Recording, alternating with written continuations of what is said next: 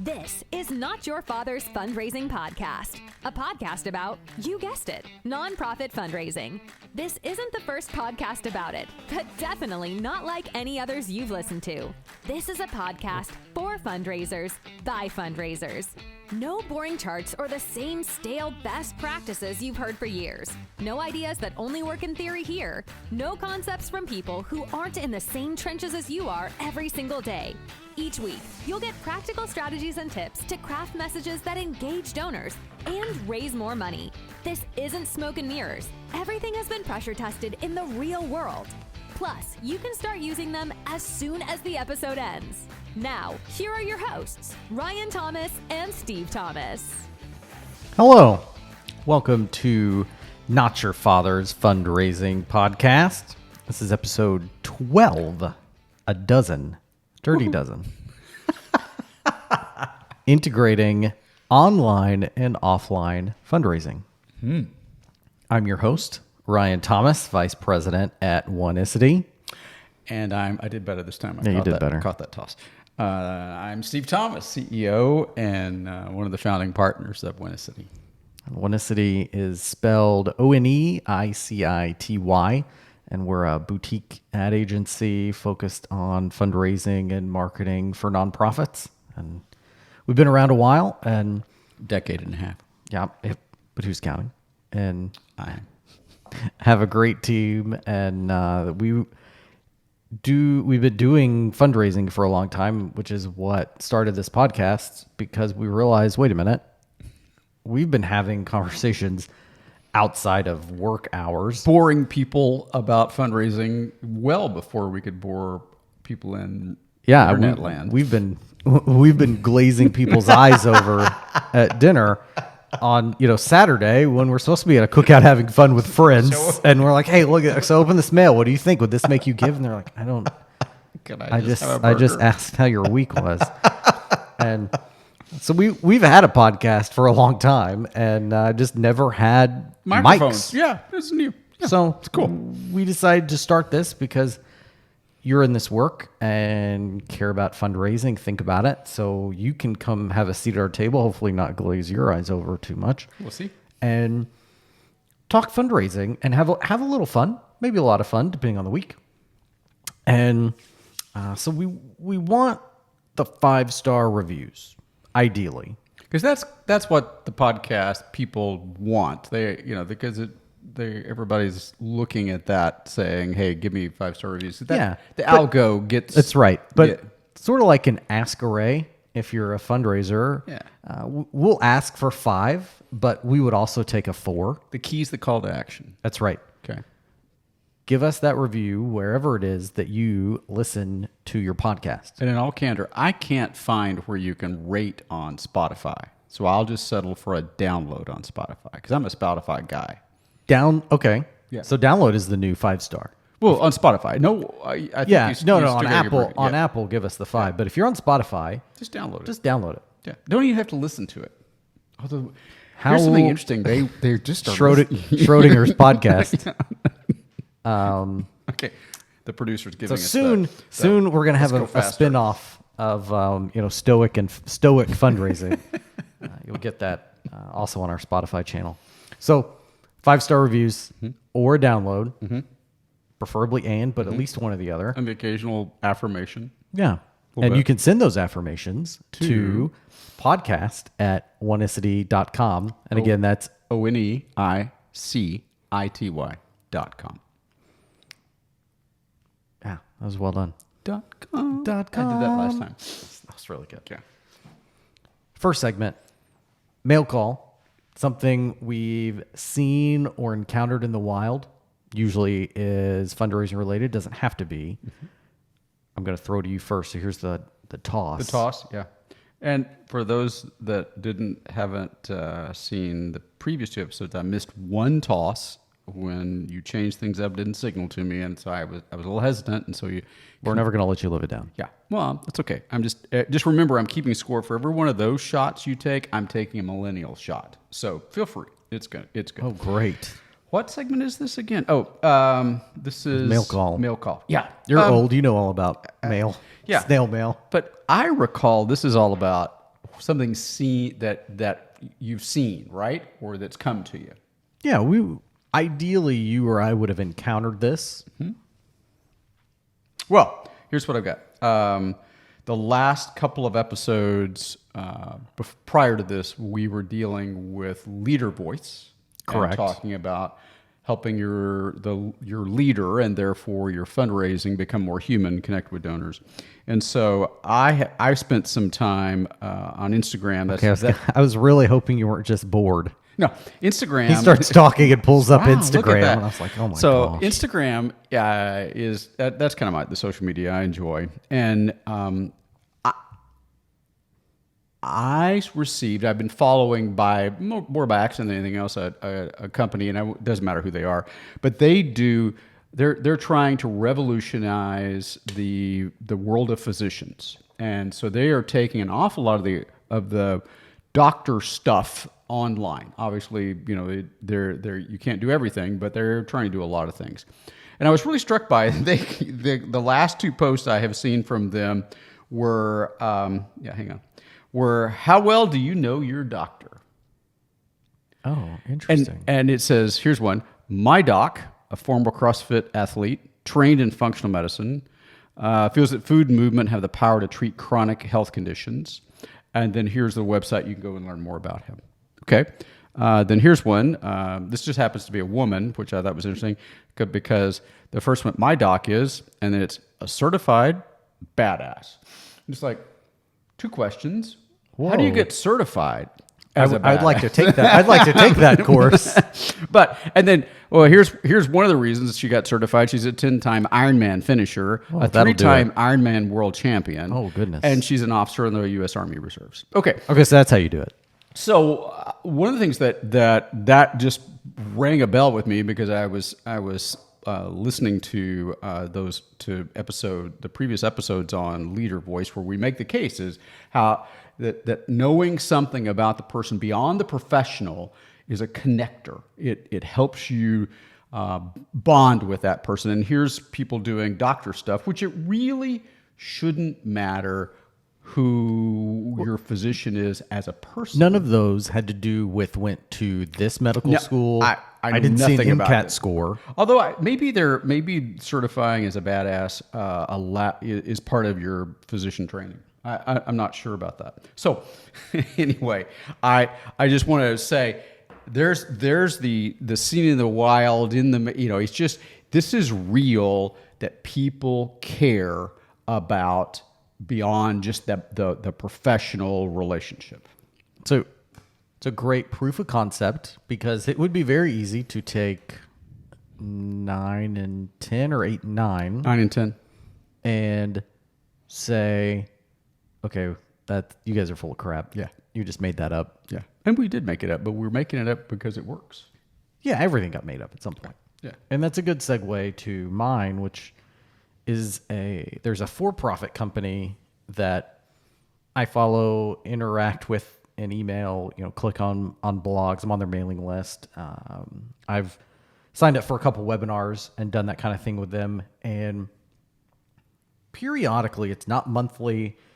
It truly does seem to be when the data dictates. But I got one Friday, an email from one of their people who said, "Hey, Ryan, I think you'd be interested in a couple of these things." And one was a blog post, one was a webinar that one I'd clicked on and the other I'd missed, but they did relate to a lot of the things I click on for them. And what I think they're doing is tagging people and what they click on by category that they have internally. And so realizing, they clicked on 4 of these things, 3 of these things, they're into this kind of stuff and can then serve that up elsewhere. It's really interesting.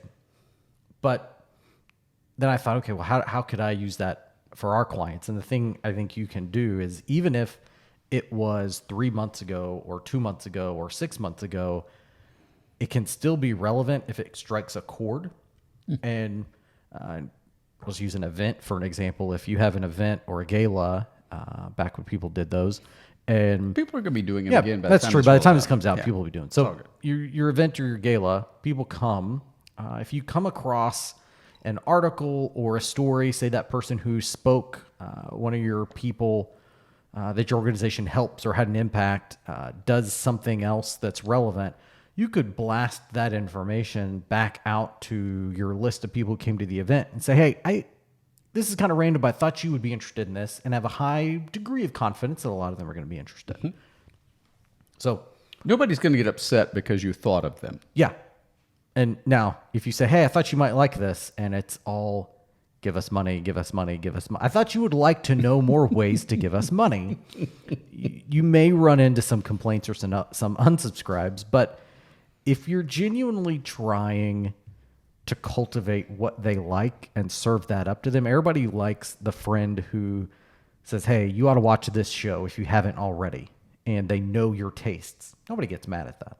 No. And being thought of and not being over asked to make a financial contribution is a good thing. Mm-hmm. Yeah. It makes you feel valued in the relationship, and you're not just an ATM. Me, anyway. You're 100% right. Yeah. Next is something you should be doing if you're not already. This is where we really try to get practical immediately. A lot of the things we talk about in our episode topic may take time to install or figure out, but this is something you can literally do as soon as you are completely done listening to our podcast and give us 5 stars. You can enact this and get rolling. And for me, it's go through your email inbox and look for, I guess it could be your social media feed, but email inbox is kind of what I'm thinking of. And look for emails you get from for-profit companies to see what are they saying to you, or what tactics are they trying. And in their email, are they including this? Oh, well, maybe you can include that. Maybe they're including a GIF, and you think, oh, that's really cool. I like GIFs. Let's see if we can include a GIF. And what can you copy or steal or borrow from these big, massive companies? Because you kind Adapt. Adapt. That's even better. Because when you do that, you're sort of leveraging their R&D department, because they're probably paying 3 people what you and I make just to sit around and think up ideas if you work at one of these big companies. And then you have to figure, if it makes it to your inbox, a lot of people who get paid a lot of money at these big companies have all the technology at their fingertips, thought this was a good idea. And one of the things that you can count on with, let's just call it well above 90% of the for-profit stuff you're going to get, is if it's not working, it doesn't see the light of day more than once.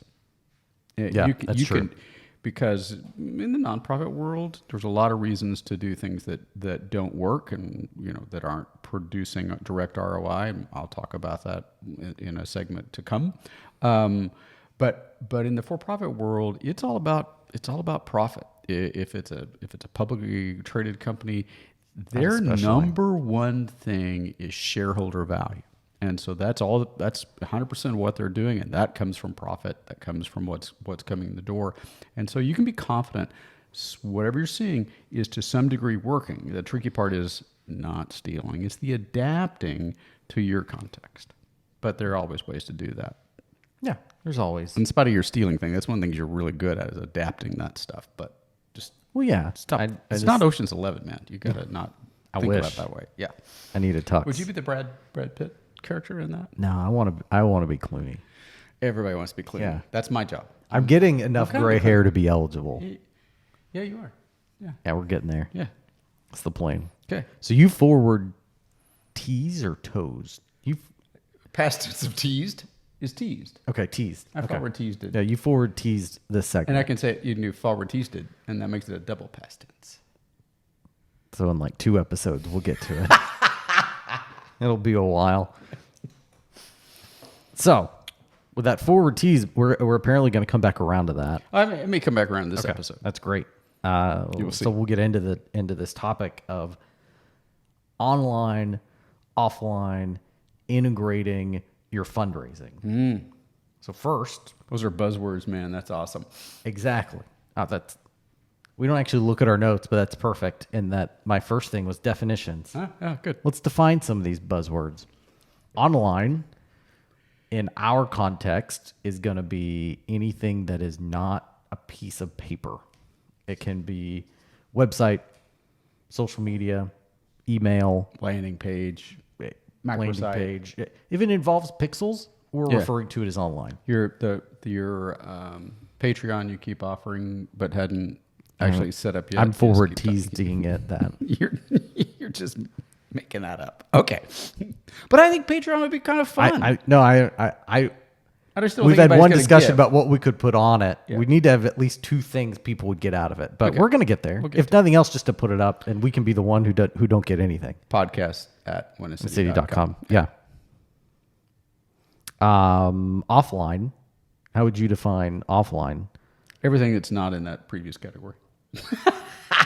No, This is Celebrity Jeopardy. I usually say, in fact, I often liked saying analog because it's literally theoretically the opposite of digital, even though it's probably not. It sounds good. So that is direct mail. That is anything that is physically printed, that is tangible. If you do swag coffee cups, that would be offline. Mm-hmm. So it's that space, and it is often thought of as the old stuff, even though a lot of the offline world is very sophisticated now and has nothing to do with the old space in terms of what the good old days, what we used to do in the good old days. That's all that everything has changed in every industry, and so it's that piece. For many organizations, it'll be direct mail. It'll be a variety of collateral material, is what Brochures, pamphlets, leave-behinds. postcards that you print, whatever you do, and then it's in person because while in the COVID days there was an awful lot of integration of events that had to do with the digital space. In the regular world, that's another non-digital kind of a thing. Okay. How did I do? Yeah, you did pretty good. Yeah, track along. Okay. Integration, we'll define as, we're putting together, sandwiching, keeping those related, maybe not necessarily the same, but not separate. Yeah. So next I'll ask you, why should you do this? Why shouldn't you treat an offline analog donor the same as you treat an online donor? Okay, so I've been listening to, because video is on the way, so I've been looking at some of the video we're doing for this podcast, and I was listening to, I think episode 9. I got on I just was enjoying beating you and other millennials up in a good-natured way. So one of the things that boomers get kind of hung with often by guys like you. Aren't you the greatest generation? We're not the greatest. We're the funnest generation. So Technical term. so we won't go to that. But so a lot of times the idea is, you old boomers, and I just, that's just painful to hear. Okay, boomer. Yeah, exactly. You're not hip. You don't have all the cool stuff. Well, I think what happens is this taking what is a principle that says, folks my age and much older, to that greatest generation, those guys are not maybe native digital. They are not on the talk. They're still trying to find their MySpace login. I mean, I don't know. They know about their top 5. Yeah, exactly. So MySpace. is to say, those guys don't do. So we're not going to even worry about that because those guys, we know who those guys over here. We're looking for the young generation, the new guys, and they're all 100% digital. Because they can't even find their checkbooks. They don't do anything. It's all Venmo and QR codes and all that stuff. Well, the problem with that is because you're saying people say that. Yeah, people in our space or who consult and do agency work. I don't hear that as much as I used to in the early days of this agency. There was we fought a fight on a regular basis to keep saying no, you cannot segregate these.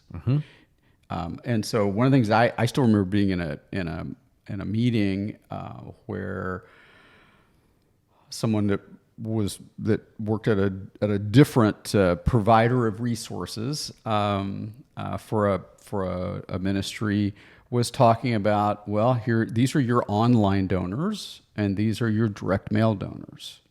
And the problem with that is that doesn't hold up either over time or in any broad measure.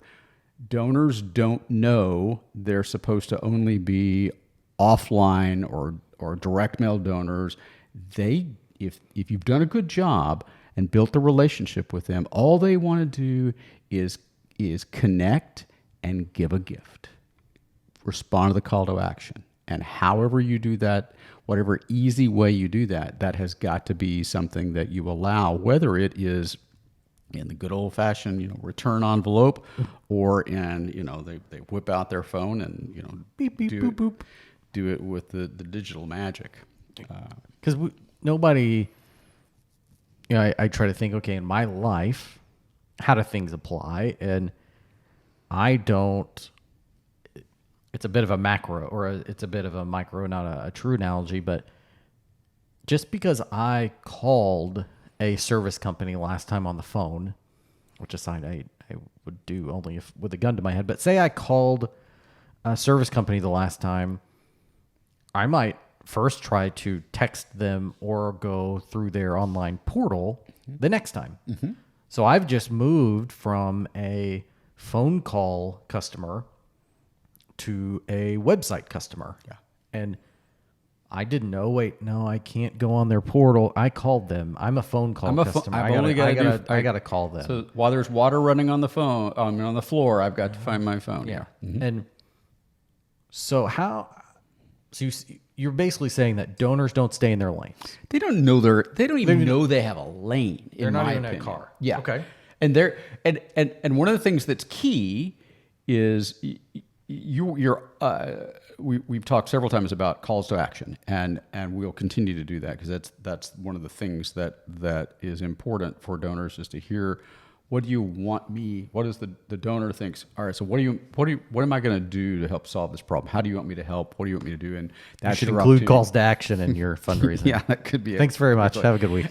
And allow that call to action to have multiple places they can respond, because you don't know where they are or what's going on when they receive your impact, whatever that looks like, direct mail or a card or a text or however you're communicating. So you want to give them as many opportunities as possible, and for heaven's sake, don't restrict them to one or the other, or any. Just give them as many options as possible. So is I just like poking holes or being a straw man? So how do you give them multiple options? All I sent them was a newsletter. Yeah, that's a piece of paper. You can't stick that in your fancy computer. So how do I become an online donor if you send me your newsletter? So I didn't know when I was going to talk about this, but I knew I had an issue, and I'm just gonna say, I've got lots of issues. I've got lots of it. I knew that was We're gonna be here a while. I'm in therapy. I'm working on. I'm better. Okay. So in our work through the years, we prefer to work with clients where we are doing as much of their fundraising, donor relationship, development work, however you want to think about it, marketing, whatever, as possible. We're as much as Because we're control freaks and we want all of it. Well, it's all about we make more money when we do that, and so it's all about the money for the cash grab. No. So the key is we often will get called into, and it's like, hey, we need your expertise on this or that, not both. Okay, fine. We want to serve clients. It really toasts my bread when I see, and I've done this twice now in the last 3 years, I've done a review of someone else's work, and I'm looking through direct mail, and I see way down in the fine print, here is the URL for their website. But there's no, you could also go online and give too, or you could also give quickly and securely. You could help immediately by going to this landing page. So they give you the website because they kind of have to, part of the letterhead. It just ticks me off. But the reason that happens is the organization, the folks doing the work, an agency or a consultant or a freelancer or however it's getting done, they're so focused on their lane and the measurement of the single piece that they're not willing to help the organization because they're trying to take care of their stuff. Meaning they don't get credit. Exactly. And unless you give a newsletter gift. And it's so wrong on everybody's behalf. One of the things that I love, we don't have many clients that we don't do all the stuff, the print and digital. But when we are doing print only, I love that ours have as many online tosses or kickers, we call them both things, but that's just a call to action of or you could help immediately, or if it's more convenient, give online. It is fascinating how the credit and how focusing on the ROI or the results from a single impact, which is so wrong. We got to do an episode on that at some point soon. Will absolutely mess you up because then you begin to be doing bad strategy because you're trying to get credit somehow that's totally unattached to what the organization is about, what the donor wants, really what leadership in any good nonprofit or ministry wants to do. And so it's just nuts and makes me crazy. So yeah, I got you jacked up, got a little wound up, which is good. No, it's not a bad thing, but it does relate to the mindset, I think, of the organization. Similar to that phrase, when all you have a hammer, every problem is a nail. Exactly. If you are only doing the direct mail for an organization, it can be natural to fall in the trap of not pushing online, whether that's on purpose or just a lack of thinking. Either way, it's a disservice to the client. Yep. It's because that's what you're focused on. Yeah. Well, or and we our assumption is we have people who are doing their own work and at an organization where they don't have a coach or a consultant or an agency that they can get help from. Another way of thinking about integration is unification. You're bringing together a message and giving the donor or the reader as many ways that they can help and respond as possible. Okay?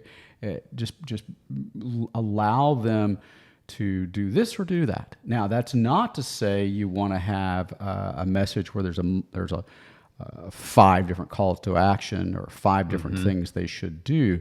It's here's the one thing we need you to do, and here are 3 ways you can do it, or here are 2 ways you can do it. There's just a small difference. The thing I hate is in a newsletter, or it's harder to do in a letter, but I've seen it. Usually in a newsletter, there's 3 or 4 calls to action, and not different iterations of the same call to action, but 4 different ones. Yeah. And that just bugs me. Well, and it's bad strategy. Because I get confused, or maybe I cop out and I do the volunteer one, and that one was free. Yeah. So now, okay, you've convinced me that I should integrate these analog, offline, and the cool, hot new digital thing that is where all the good ideas are going. How do you do that?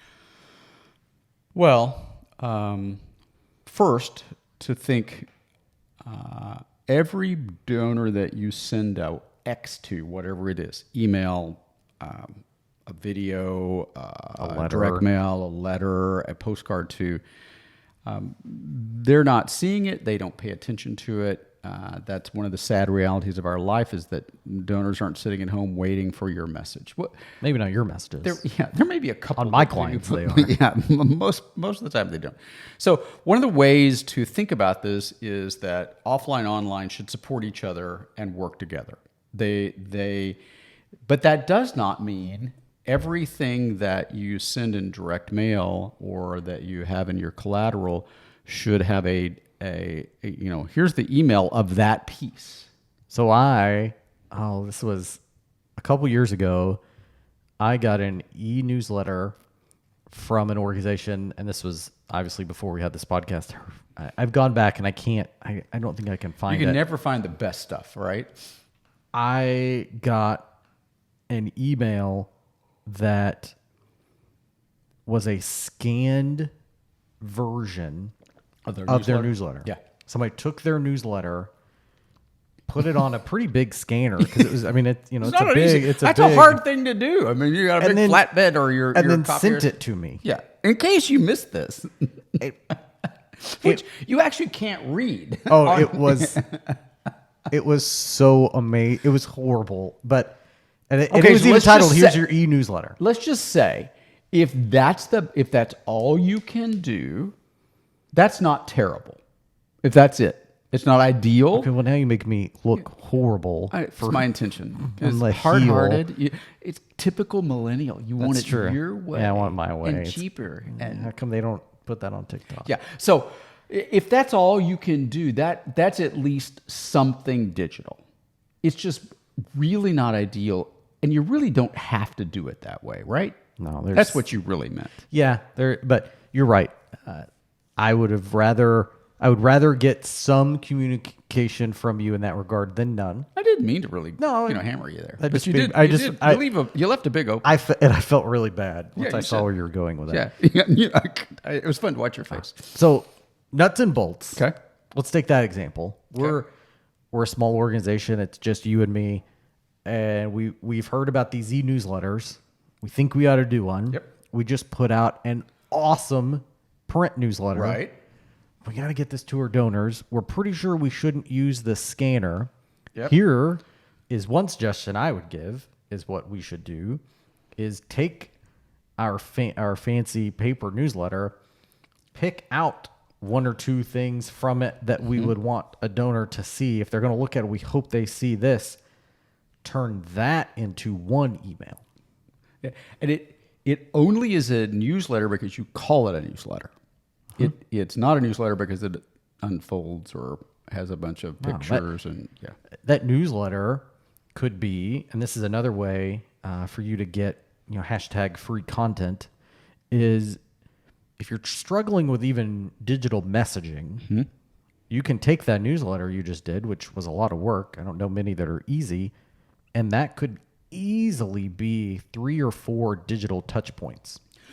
So I'll just say, and I don't think you're even aware of this. I was asked to review for someone who's not a client some e-newsletters, and to just say how can we help. And it was fascinating because they were unhappy with open rates, and they were very unhappy with their click-throughs and call to action responses and all of those things. Yeah.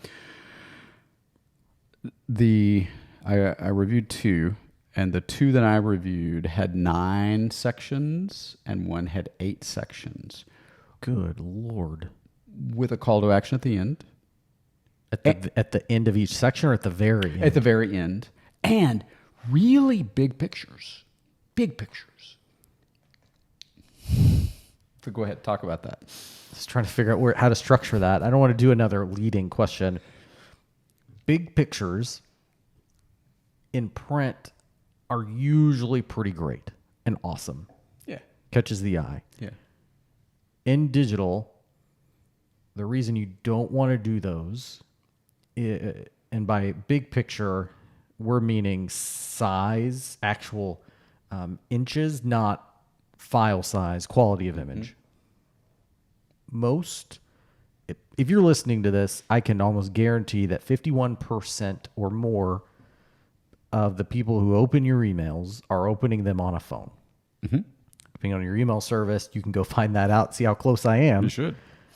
But if I'm opening on my phone and you've sent me a big, massive picture, I have to scroll past his entire face. So here's what I did with one of these e-newsletters. Did you screenshot it? And, You should screenshot each pan. Oh, here's I, what it looks like. I on my did, phone. but I can't show that. Here's my phone. When I would call it up, I would go scroll, next section, scroll, next. So they were 2 scrolls a section. Goodness. Okay, I don't.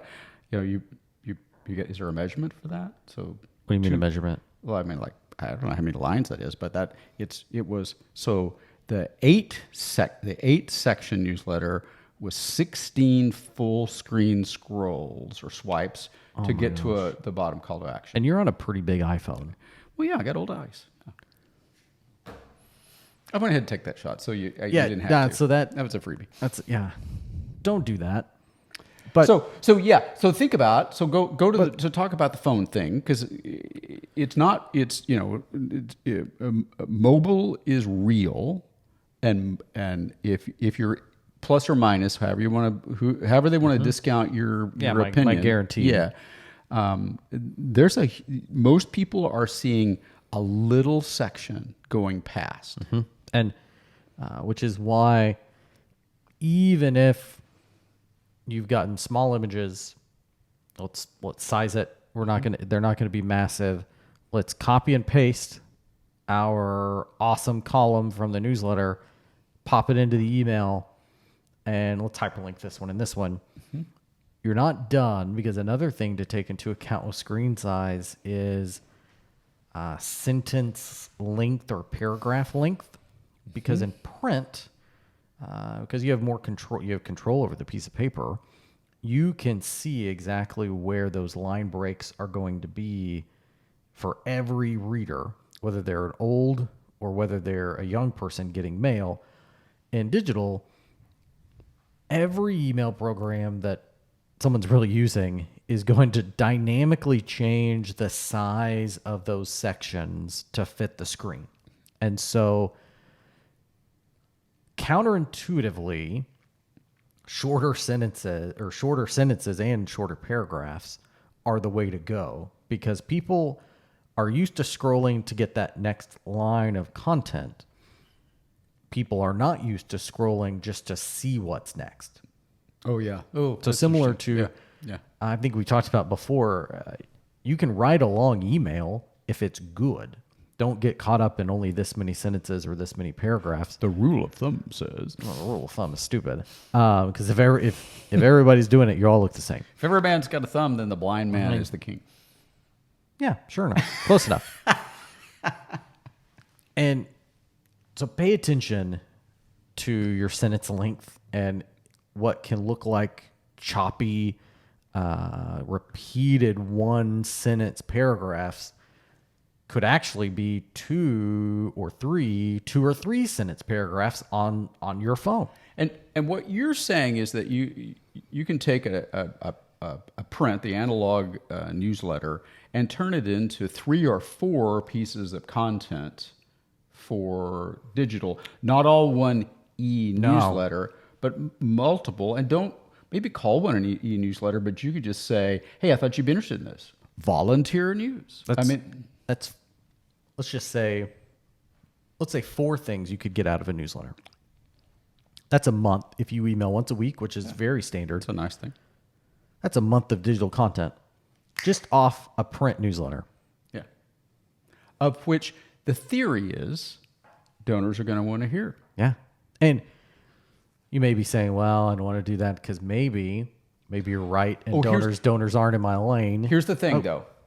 What some old guy's going to say, or old person's going to say, not always guys, they're going to say, well, but they've already read that newsletter. They don't want to get it in an email. So what's your response to that, Mr. Smarty Pants? First off, there's no way to know if they read it. 2, as long as it's not an ask, and even then I can get around it. But nobody minds seeing something the same time. Now, there's a difference in minding versus loving. I may see the same volunteer news column or urgent needs section from the newsletter. I may get an email about it. Oh, okay. I've seen that. I moved on. I didn't engage because I engaged previously, but I'm not mad. I haven't angered you, or you haven't angered me. I'm not unsubscribing. And so even though that could be duplicate content, you're not angering anybody, and I'll take all the at-bats I can get. So think about it. So we know about influence and fundraising marketing in U.S. and Canada. So maybe what I'm getting ready to say may be different in other parts of the world, but in the U.S. and Canada, here's what I know: consumers who are your donors, they're very sophisticated consumers of media and advertising and marketing. They're swimming in it all the time. And think about the number of repeated messages you receive every day, and while you may not love them, you are not surprised to see a repeated TV commercial, hear a radio commercial, see something on the talk, however you're getting it. You have to make sure you are understanding it is okay to do some repetition, because as you were talking about at bats, it takes some repetition even to get in someone's brain. And I got to tell you, even if they have seen it twice, the odds are it didn't register the first time, sadly enough. And maybe not the second time. But yeah, it's a process. It's an attention funnel almost. Mm-hmm. Mm-hmm. And that's one of the keys to integration, is people being able to, we have a couple of clients that we do large campaigns that involve far more than direct mail and far more than digital. You Massive and your websites, team do landing pages, and then add outdoor and bus and some kind of interesting collateral stuff. Well, all of that, the purpose of all of that is to get a little bit of a message, get a little bit of awareness, so that when something else comes along, I have that awareness. So it is that the terrifying thing for me in this integration conversation is anyone out there who's still thinking about bifurcating the world into digital and not, young, old. Yes, there are some differences between us individually as the way we operate, but one of the things I love is if you were to lay out some of your behaviors and some of my behaviors, some of your tendencies and some of my tendencies, they wouldn't line up naturally by age. No, you wouldn't. If we didn't label, exactly, one of us does this, one of us does that, you wouldn't know who is Goofus and who is Gowan. I mean, you wouldn't know. You wouldn't know who is the old and who's the young one. And that is very common. We are not outliers in that. And so one of the well-meaning mistakes is thinking, well, we only have older donors, and everyone has older donors, so we don't have to worry about that. Or we're going after the young guy, so we don't have to worry about that. No. It is about the whole picture. Every way you can get attention. It's everywhere. Everywhere. So let's say I'm an organization. Okay, that was super helpful, except we don't do a newsletter. So I listen to all of this, and I still don't know. Fast forwarding to something that's relevant. Fast forward. So what I would say is the way I approach integration. First off, give yourself time to plan, and not just plan this project, but know, okay, this is going to be ideally a analog and digital thing. Because if you know that going in, you aren't then later realizing, Wait a minute. oh man, we've got budget. We've got budget for a digital. We got to throw this together. It's supposed to blast on Thursday and it's Wednesday. Okay. Been there, done that. You can get it done, but you're not going to do your best work. No. So plan out in advance. Okay. We're doing this in June. So, okay, this one is going to integrate That way. that one's a postcard. I don't really see how to integrate that. So we're going to have that. That's our integration piece. And once you've isolated that or them, if there's more than one, the way you plan one of them is the way you plan the other. If you're planning an appeal, ideally, especially if you've listened to previous episodes, you're going to think about, okay, what's the problem we can come to a donor with? What's the solution we can tell a donor that we are providing for this problem?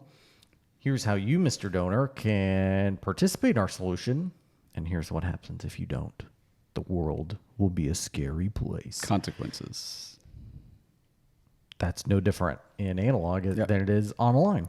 Somehow it works both Once ways. you have that scaffolding, you just write about it in direct mail and then write about it in digital or vice versa. We have some people... They point to each other. Yeah, they point back and forth. And we have different people on our team who prefer writers, who prefer to do it in different order. And I didn't know that for the longest time. I don't want to name names. One of them, someone got sick and said, hey, I'm not going to be able to get both these done by this day. It's going to be a couple days late, but I got this part done. And I was like, Wait a well, minute. I was like, if you did the email, then Why are you doing that one first? like, no, I said it. Well, if you've got the email, you can give me the appeal, the direct mail. Well, no, I just told you I've written it. I'm like, but you wrote the email. How could you do that first? And it was an embarrassingly long time and back and forth before they had assumptions, I had assumptions, before we realized, wait, we do things in different order. And it doesn't matter. And a donor doesn't know. It's awesome. And so here's one of the things I want to observe first is that is a great illustration of the uniquenesses of individuals, of which, while there are, you can do broad strokes, everybody does it a little bit differently. You're trying to find the big thing. And the age of our team is, you weren't dealing with old people. No. This person was young. Yeah. This person was my age. Yeah. But yet thought about something that is similar, exactly the opposite of you. Yep. Okay. I rest my case. So truly, if you can do one, if you can wrap your head around a direct mail appeal or a direct mail newsletter, you can wrap your head around a tied in, integrated, perfectly wrapped email, landing page, anything in the digital space, social media posts that come from that and share that DNA, or vice versa. Yeah. You write the digital, you create a newsletter out of that DNA. Yeah. Or, one of the things that again, my assumption, because that's just, we have people in our group that are small shops, small organizations, and direct mail doesn't fit them. And so digital is their primary piece. So how does integration work for those folks? Well, tell me, so if they're only doing digital, you can integrate, let's take an email, and you can integrate your email with your Facebook or your Instagram. Exactly. Well, how do I do that? It's really weird. Okay. So you sent an email about somebody you helped. Yeah. Or a need. Let's start with somebody you helped. We did a sloth farm. We've done kangaroos. I don't take any more time. So it's you run a small kangaroo nonprofit, and you send an email about Joey, who was in a really tough spot, but donors like you stepped in. But there are others like Joey out here in the outback who need help. And for 2717, you can help provide an amazing sanctuary experience and life for a rescued kangaroo from the outback. Well, get that picture of Joey, put that in as your Facebook visual post, and just quickly summarize that appeal. And what I would say is don't really look at it first. Do your first draft of your Facebook post pretending like you are sending a text to a friend. Oh, nice. Yeah. Who doesn't follow your org, but you want them to know about Joey. Yep. Hey, came across this this kangaroo. He was in a horrible spot. Yeah. We didn't think he was going to make it, but Joey did make it because of donors supporting our organization. And for more information, click here. Read about him. Put his story on the website. Click here to help others like him. That's a really great first draft of a Facebook post. You take your email, take out some calls to action, take out a salutation. That's a blog post. Once you've done one thing, you have really created 80% of the work for 2 or 3 other things. Precisely. Work smarter, not harder. And one of the things that's key in this is to not dream about when we get to the point we can have X, have direct mail, have one more newsletter a year. Take what you have, use it wisely, and as you're saying, integrate the messaging. And one of the things that I'll just call out that we've both been talking about, we haven't actually said explicitly, so I'm going to say explicitly, is the integration we're talking about is unification of the message, which is platform agnostic. It is about taking this message and finding as many ways to say the same message a little bit differently, appropriate for each channel or strategy or medium or however you want to think about it, so that you're not doing the equivalent of scanning your newsletter and posting it on Facebook. You're saying here's a teeny tiny section. Here's that. Facebook's not going to raise a lot of money, but you can raise awareness. Facebook can drive traffic, attention, and so one of the things that I would say to anyone who is starting out, or we have smaller organizations who are in our tribe, and it's about know what you have and connect. And so you're integrating. You don't dream about direct mail, and because you don't have a big print budget, I can't integrate. No. If you got a website and you've got email, and if you've got a live leader who is a person, there's some integration opportunities. Because here's what's really interesting is one of the biggest disconnects I've seen through the years of integration is how the outbound, the direct mail, the emails, let's call it produced messaging, can be very different than what the organization says when they're in person. And so that integration of what do we say in public? What are we saying when we're doing a volunteer drive? What do we say when we give a tour? Is there some connector to what's on our website and in our email? That unification of message will make a big difference, and that's a piece of what we're talking about. Spoiler alert, those should match. It's a good idea. What you say to people and how you sound in person ought to be the same as what you're saying in your newsletters and your appeals and whatever, because otherwise people are going to wonder, wait a minute.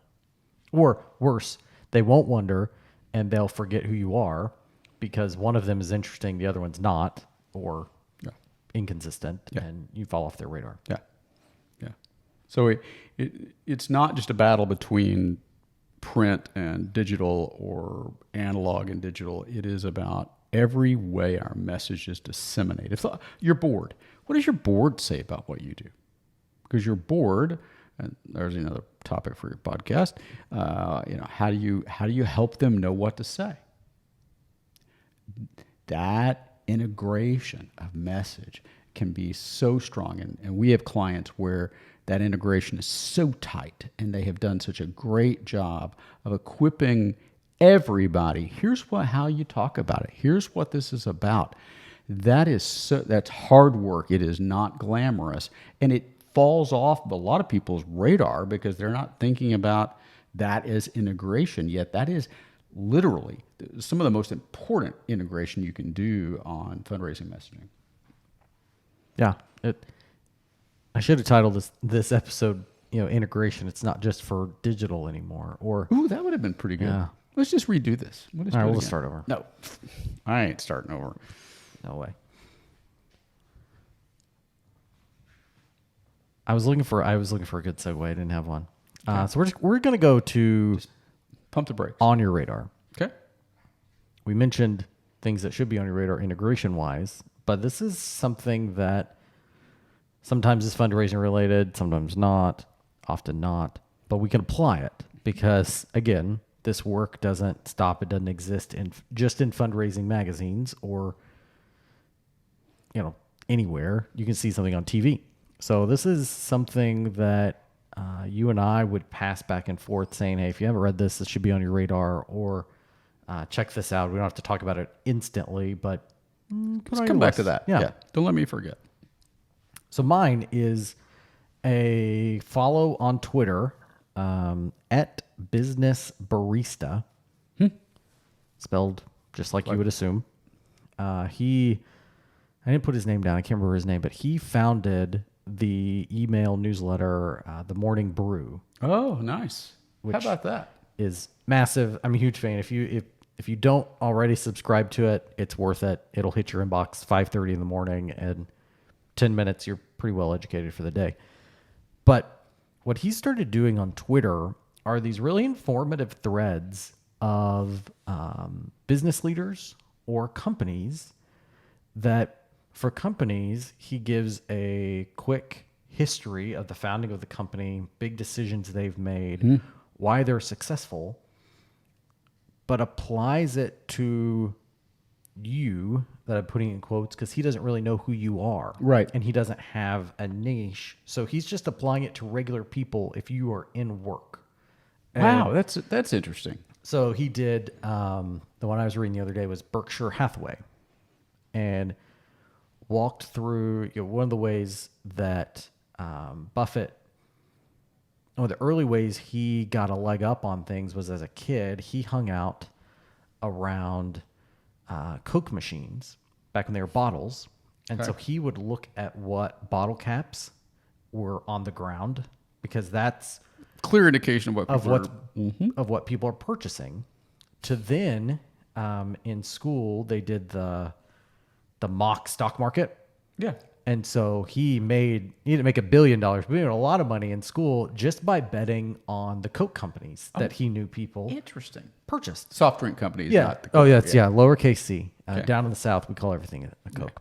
But Except Dr. Pepper. yeah, oh gosh, yeah, that'll be. We don't integrate our soft drink choices.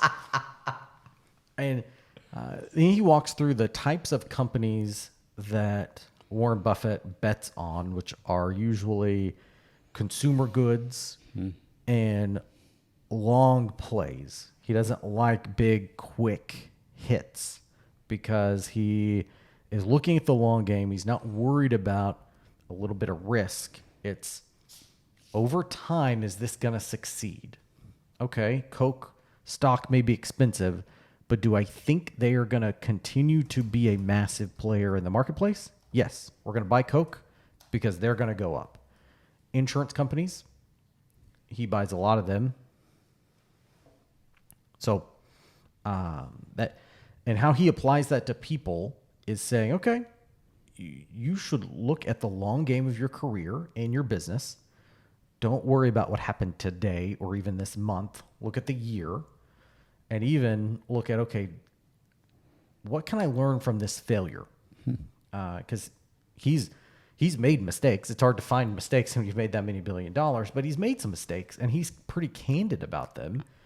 And the difference between him and other people is he doesn't hide from his mistakes, and he looks them right in the eye and says, okay, here's what we did wrong. Where can I learn? And he talks about there were a couple times where he made a mistake, and he looked for a company just like the one he made a mistake on, so he could instantly go and rectify that mistake. Nice. So they're usually 10 to 12 tweets long. Okay. And What's the name of it again? it's he's at Business Barista on Twitter. If you're not a Twitter person, what do you do? Google Twitter and then colon the @ symbol Business Barista, and you'll find his page, and then you'll have to scroll because he just started these in the past month or so, so he hasn't developed a hashtag for them, but eventually he will. Okay, nice. I like that. So I'm gonna do two things. I'm adjusting what I was going to talk about. One, We like adjusting on the fly. Audible. Well, sometimes it works. So I had to Google because I couldn't remember exactly the name of it. So there's a documentary called Becoming Warren Buffett, which is fascinating because it reveals more about him as a person, and there's some conversation about his investing thing. I just had to throw that in. So mine is Clubhouse. Okay. You kids today, you familiar with that? I'm familiar with Clubhouse. So talk about it. Clubhouse is audio only. Right? Hot. Social media. A couple months ago, fallen off. But, and it's an app. So you open your app and you can choose your room, and you hop in a room, and it is essentially unfiltered, regulated audio. It's just people like talking. being in a room with people, except you can't see them. If you're in the Clubhouse room, everybody's phones have their mics turned on, and you just talk and you listen. You can quickly interject. You can have control of a room. If you're a Clubhouse leader or so here's what I'm going to say about this, and this is I'm veering toward crotchety old guy. Okay, so like that they invented radio. Yeah, so me and Warren Buffett back in the day. I was actually invited to Clubhouse before you. I got to invite you. Yeah. It's kind of bitter about that. But anyway, a little bit. So less so now that it's not taken off. But well, here's why it's not taking off. Is everyone was consumed with the possibilities and didn't focus on the strategy to move them where they wanted to go. Mm-hmm. And if you look at what's going on there now, even back before and then now, is it's a bunch of marketing blah blahs, and who are all promoting themselves, talking about themselves in rooms full of people who are talking about themselves and trying to become like them. Don't focus on the cool channel or the gizmo. I mean, think about 5 or 6 years ago, the number of clients we had that either had apps or were considering building apps. Yep.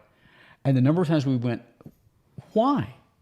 Well, what are you going to do with because that? I saw so-and-so get an app, and I want one. And Billy on our board, his son's building apps. We could do that. For really cheap, too. Could you just, send him a suitcase full of money and skip the hassle? So anyway... I've forgotten about the app. All of this stuff, whether it is good old, ink on papyrus, or whether it is whatever the hottest new digital thing is, it doesn't matter. Put on your radar, what is your strategy to connect with donors? How does it work? Ignore the hype, or if you find a way to fit it, surf the hype, go hard at the hype, but make sure you have a strategy. What got my attention was one of the guys that I follow, who is has a very successful company that does digital and social media for-profit companies, and is probably in the 8 and 9 digit successful kind of range is big time. He, in his email to people that are on his insider list, was talking about the number of people he knew that were on Clubhouse but had no strategy, had no idea. And I see that we nonprofit people get consumed in a small way, usually with smaller numbers, but we make the same mistakes. So think Clubhouse, but anybody who comes in where they want you to do direct mail or smoke riding or rent a balloon somewhere to publicize your event. What's your strategy to connect and build relationships with donors? Then you can assess whether that's a good piece or not. So I'll use TikTok as an example. Talk. Because first, my favorite TikTok account is the Washington Post. Well, those guys are crazy, avant-garde, wild, wide-eyed guys. And so what they did, the guy's name is Dave. I don't know if it's Jorgensen. It's Jorgensen. Have you noticed that we don't know how to pronounce people's names, but we know how to spell them? Yeah. So I don't know what that means. I don't either. Probably makes me old. But what Dave did when he got hired, he worked at the Washington Post, and then he got moved into their TikTok, or got told, "Hey, do our something TikTok with this thing." He got and squatted on the handle. Didn't post a TikTok. Didn't post a talk for a year. Well, I bet his annual review was interesting. Yeah. Followed all the brands, followed the kit. He engaged with it out, right? to figure out what works, what makes a successful TikTok, and then was at the same time thinking, okay, how do we make this format relevant to what we do? Not making the news funny, but how do we do funny things that relate to the news? And one of the early things they did was in the 2016 presidential campaign, primarily with the primary candidates. They would engage with that person in an interview, and they do the green screen effect, or they'd ask them funny questions or show them memes, and that became their TikToks. And so now I love them because I learn things. They'll do funny things explaining the filibuster, explaining how a bill gets through Congress. I guess they can't watch Schoolhouse Rock. But that's a way, like, they're my favorite follow, and it doesn't involve puppy videos usually. No cats. Yeah, or people falling down. So applying that to a nonprofit, I was on a call with a client a few weeks ago who asked, hey, should we get into TikTok? I'm thinking about that. What do you think about that? I'll get back to you in a year. Yeah. I explained that first, and this wasn't what they expected me to say, is you should definitely not pay me and my team to do your TikTok, which got their attention. And I said, Yeah, let's talk about that later. It's not going to raise you money. One, you shouldn't be asking for money on TikTok because that'd be bad use. right now this could change in the weeks between when we're recording and when this goes live, but right now the best TikToks are funny, lighthearted, or educational. Not a great look if you are a nonprofit helping people in the street or helping sad cats. Hey, it's Giving Tuesday. Give to us. Yeah, give to us. Sad face, happy face. But what you could do with TikTok, and what I told our client was, TikTok is the perfect place to build out your character and let followers see behind the curtain. That was a backward toss to... Yeah, it sort of was. And if I'd thought about this conversation when we were talking about Leaderlands, I would have used this as an example. But I said, so a couple weeks ago, you guys recorded some really cool videos with your leader. I got to imagine that those weren't one take videos. Yeah. If you haven't deleted the other ones, post the outtakes on TikTok and then reply to that. You can do a TikTok series with the finished product and show people how that happened. And then the next time you're doing it, have someone else record the filming, be out of frame of the original, but get what all goes into doing this. Go down to behind the scenes. Go down to different parts of your organization and show what's happening. And you don't have to put that to music. You don't have to do it really funny. But those quick looped videos behind the scenes happening are sticky and let donors see what it's like and see who you are. And that's the time you, as the camera holder, can come out from behind and talk about some things. And so I explained TikTok is a personality space, not at this point, I believe, a financial space. But the key was, I said, the worst thing you can do is just start trying things. Have a strategy. Know where you're headed. That's beautiful. Beautiful. Works for Clubhouse or TikTok. Yeah. Doesn't matter. Yeah. Okay. Wow. That was kind of cool that we integrated all that. Yeah, we integrated. our integration episode. But it was unified. And it was not practiced. No. Because people would be shocked to know we don't practice. No, this. I don't actually think they'll be shocked to know that. No, I not think at all. they'd be like, well, that's why those guys are They'll be not like, very look, I'll good." join your Patreon if you'll get an editor and splice Or a this up. teleprompter. You could do that. Yeah, oh, that would be a lot of fun. It would. I hate We could teleprompters. practice. They're rough. Enough of that. Yeah. Integration is good. It is It's the not, thing, man. It's important. It's both important. It's not nearly as hard as you think it is.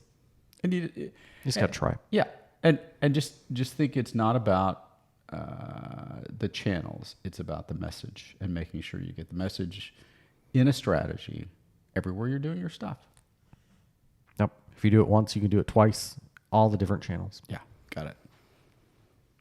This was episode 12 How about that? of Not Your Father's Fundraising Podcast. On our next episode, This is my favorite part. we're going to go over how to target geriatric millennials for planned giving. Oh, that's so good. I'm Ryan Thomas. And I'm Steve Thomas. Thanks for listening. Punch the Send button. your 5-star reviews in wherever you get your podcast. Download on Spotify, and all your feedback and questions to podcast@oneicity.com. Thanks. Thanks so much for listening to this episode of Not Your Father's Fundraising Podcast. If you've enjoyed the show, please feel free to rate, subscribe, and leave a review wherever you listen to your podcasts. We really appreciate that effort. Tune back in next week for another fresh episode of Not Your Father's Fundraising Podcast.